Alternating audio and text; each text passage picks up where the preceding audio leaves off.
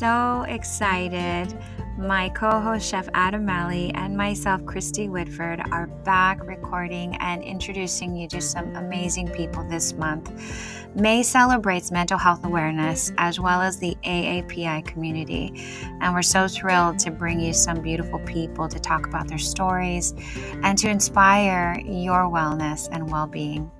So thank you for joining us in today's episode. We hope you enjoy just like catching up with Chef Adam here. It's a very quick one, but we'll be back with new guests next week. Thank you so much for joining us. Enjoy the episode. Cheers. Hi, Chef. How are you doing? Good, Kristy. I'm doing very well, thank you. Did you have a good spring break? What my spring break was, I worked.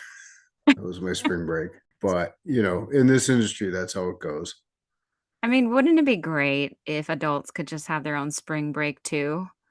That would just be awesome. I We think need it. we do, but I don't know. It usually doesn't happen in spring. No, I mean, it happens at like the lowest peak times for hospitality in general, right? And then it lasts like a day and a half. Exactly. And your phone's still blowing up. Did you see the news that there might be a law that passes in California where you can't be reached after hours? I didn't hear about that. I'm aware of the one that's in France. It's Yeah. actually illegal, and they take it very seriously. If you talk to someone after hours, I know when we were at Mandarin for anything having to do with work other than scheduling, Mhm. otherwise we'd have to pay them. Right. There's a fine you get, isn't there, in France? In France, there's a fine. Yeah. But it for us, it was we'd have to pay the person who, even if I sent a text like, hey, where are the pea shoots in the walk-in? Yeah. That was like a half a day's pay. And Wow. that's came from a union thing, but Yeah. I actually think, I know the regulation and the laws seem a bit onerous, but I kind of think it's good. We've been abusing people for too long, and I think now it's time to make the industry think twice before doing stuff like that. But I think it's across everything. So regardless of what Wait, there are industry other you're industries? I'm not aware. Yeah. You mean other people have other jobs? What? Yeah, and so we'll see if that goes through. I mean, that'll be really interesting. I think that would be a real change for a lot of people that are experiencing that, burnout and stuff. So, this month, speaking of burnout, this month there's two things. It's Mental Health Awareness Month and also AAPI Heritage Month. What do you think of that? Both great things to celebrate. My wife is Korean, so we'll we'll get on that. And the mental health thing, well, we'll, we'll just see how that goes. I know. So this month we're going to have guests that are going to talk about mental health and also some guests that are going to be a part of the AAPI heritage that are also going to be like joining us and talking about how they're celebrating and what it means to them. And did you know just a little fun fact here about Mental Health Awareness Month? The inception of Mental Health Awareness Month was in 1949. Did you know that? I didn't know that at all, actually. Yeah. It's really Um, interesting because it's all about obviously, addressing mental health and wellness and then all the challenges that people face in this country. And I feel like even though it was something that was brought to light in 1949, I don't feel like we've been talking about it until more recently. then with mental health, I think it's usually turns into an uncomfortable subject where there's a lack of compassion, and oftentimes, "Oh, that guy's crazy." Yeah. And but I've seen so many people suffer from depression, anxiety as a result of all the pressures that are felt. I think causing the stress and anxiety that result in or can exacerbate mental illness. and Hmm. certainly substance abuse. I mean, let's not ignore that elephant in the room. Right. I see a lot of it, especially it's depicted in the kitchen. We see it in movies, we see it in shows, and real life chefs that have battled mental health and obviously like drug use, alcohol use. How do you think it impacts the kitchen so much in terms of like I don't hear too much about like say a front office manager going through a lot or even like in spa we try to help people heal, but how do you think that happened and what's your So experience been? I think that the kitchen experiences for, and I think a lot of my colleagues would agree with me, experiences a huge amount of stress. I'm not going to say more than other departments, but and people are they've gotten way more demanding. They've always Mhm. been, and you're paying for food and you're paying for the experience, and we want to provide a great experience. But when that when all those experiences run through the POS terminal at 7 o'clock, Mhm. and you've got a constantly buzzing terminal and it just doesn't stop. I mean, that's a cause of nightmares too. And then being in the industry, I think, you have access to, but I've seen so many try to kind of calm the demons. And even myself, I've lain awake in the middle of the night trying to just shut off the voices in my head, if you will. Mhm. There's so much adrenaline and there's so much, you're just amped at the end of a shift. It's really hard to turn it off. And then there's lack of sleep, there's overwork, there's burnout is a huge thing. It's always been there. I feel like it's gotten worse, especially after COVID. I can't imagine what it feels like to be in the kitchen to receive an order. And I have friends that are very complicated in their ordering process. And I get it, we have allergies and stuff, but I almost feel like you have to look at a menu before you go.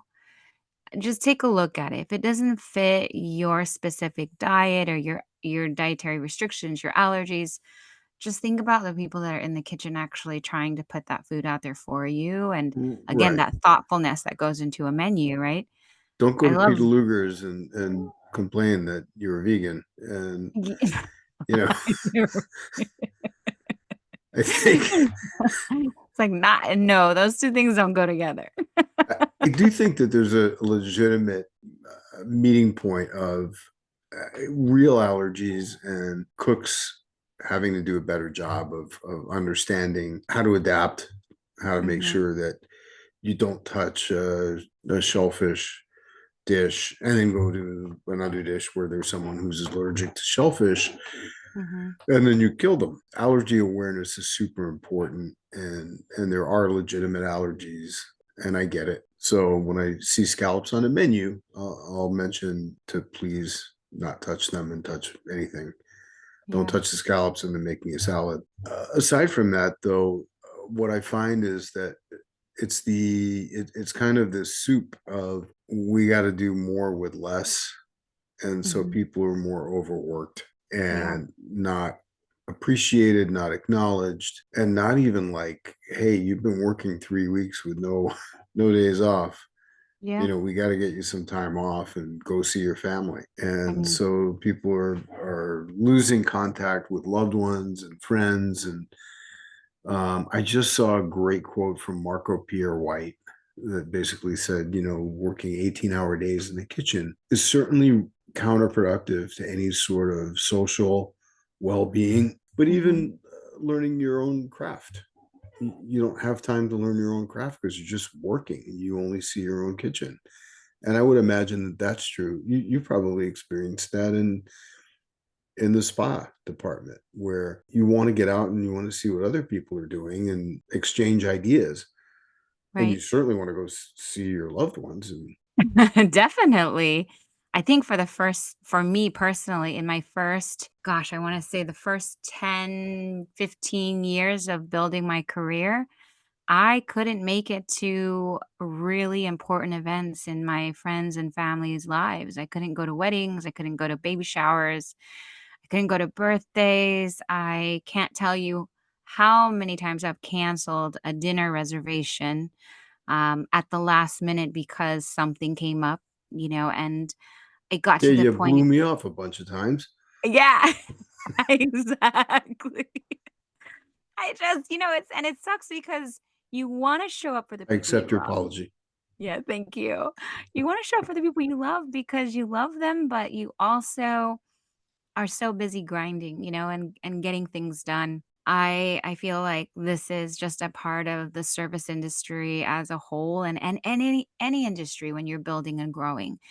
And you do have to have that time to work on your crafts and give yourself some space to clear your mind and be able to come back at full force. Nobody sees it. No one's going to give it to you unless you give it to yourself. But even then, that's so, so hard. Most of my career, I've just made sure that everybody else around me had that lifestyle, even if I couldn't. And now I stepped away from operations and having my own company. Now I put down some ground rules for my company and for the people that work for me, is just saying, yeah, we're all going to work 4 days a week because the world is going to keep going if we just have that extra day. If you're not well, you're not well. You don't come in. You don't have to be on a floor or anything like that. We can get back to people when we need to. And yeah, that's a very different thing when it comes to like the kitchen, just like you were saying, you need to be present. You need to perform and provide those meals for people that are coming to have that experience. But there has to be a balance where people can also have a life, because that burnout, when it happens and you hit that wall so hard, some people don't make it back up off the floor. And that is the That's scary when, part. yeah, and that's when they often turn to chemical help. Yeah, to keep Um, themselves going, just right? and they keep themselves from their heads exploding. Yeah. And that's something else you touched on too, in terms of sick calls. So in the Mhm. kitchen, that was forbidden. You came to work; it was a badge of honor. If you had 102 fever, you showed up. What? I mean, No. oh yeah, Wow. that's if you go back historically, Yeah. I think one of the good things about COVID is it got awareness up. Like, hey, if somebody's sick, it's the stupidest thing in the world to have them in a kitchen where they're going to infect everyone else. Yes, And absolutely. also, you'll be liable for potentially doing damage to their well-being. Mhm. But you Um, also did you see a lot of people, right, when, the doors started opening up again for restaurants and for all industries as a whole, where we were all wearing masks, but people would still show up to work sick because they needed to provide for their families. And I remember catching some people that were sick and saying, "What are you doing here?" And they would say, "I need to put in hours so I can pay for rent, or I can pay for, my kids' daycare and stuff." And I'm just like, "You gotta go home. This isn't that important. If you don't make it home to rest and you keep staying here, you're gonna get everybody sick. You're gonna and, get worse." and that's another contributing factor to, I think, the mental stress and Mhm. bad state of the industry is people have to have sick time and they Mhm. have to have PTO on a I guess a broader level. How can you provide a beautiful experience to someone if you can't have it or you don't have time to have one yourself? But with sick time, I've come to realize that, yes, it's an honor system. There are people that abuse it. We all know that. Mhm. They want to extend their weekend and they take an extra sick day. Okay. There is a room in hell for those people. That's fine. But if you're sick, you shouldn't you shouldn't be forced to choose whether you're going to have to lose the income for that day, or have to come in and then risk transmitting whatever you have to everyone else, or making your sickness worse so that you have to stay out an even longer time. Yeah. So it's just a matter of being, I guess the industry needs to be kind to its own. Mhm. Um, and until that really happens and people start picking up on that, I think mental health is going to keep deteriorating within the industry. Yeah. It's going to continue to be the one thing that we don't catch on to fast enough until it's too late. And I think that's the thing that's scary is that you can have someone that's hiding from, hiding everything from everyone by just smiling and making it through the day, but they're actually suffering on the inside trying to show up and do what they're meant to do, but nobody's catching on to, like you said, the 3 weeks. It's time for you to take some time off. Sometimes it's more of like, wow, look at that person. They're going 3 weeks. That's awesome. They're still going. It's not okay. I've personally done like my longest stretch was 28 days straight of working. And it was because everybody around me was falling and just so sick that I had to keep pushing through. And I can't even describe the amount of mental pain I was going through because I had to keep pushing through. My body ached. Felt like my body was shutting down. And by the time I ended those 28 days, I had walking pneumonia and was a mess. I ended up in the hospital, and nobody knew at And all. you can't even think straight.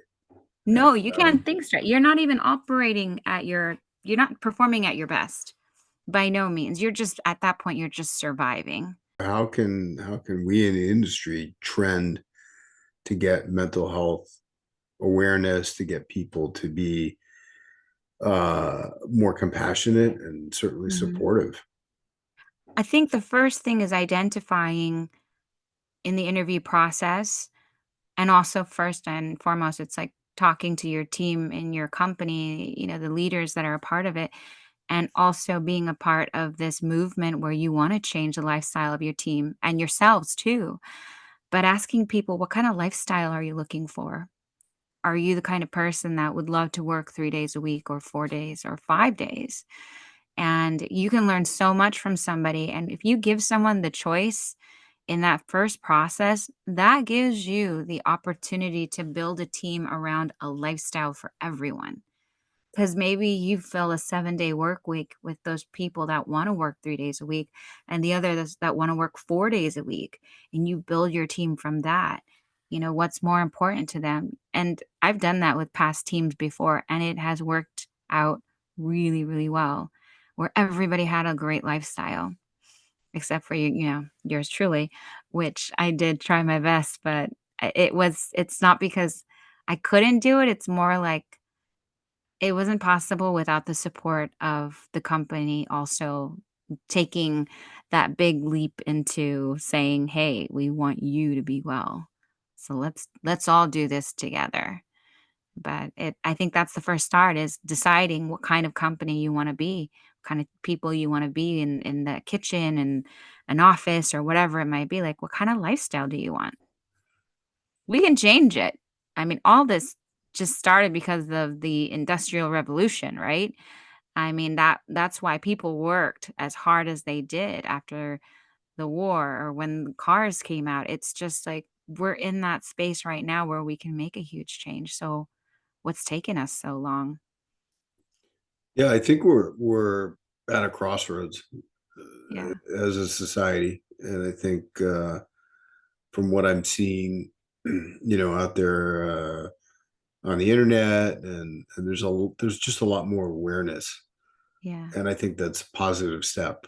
Um, I don't know the answer, but I know certainly the awareness, the call to compassion and understanding for people is a really important step, and it just needs to keep progressing.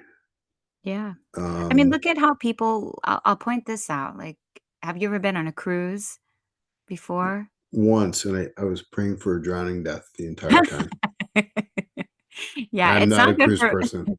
it's not good for you if you need to be on solid ground. It's definitely an experience, but think about all the people that are on cruise ships, right? Those people sign up for, what is it, 3 months, 6 months at a time, knowing full well what they're walking into and what the dedication is going to be for that period of time, and then they leave and they go and have months with their family and come back on the ship. I mean, if the cruise ship industry can thrive like that, why couldn't we do that on land and say, okay, we can't back away from these hours, but what if we hired people the way cruise ships hired people?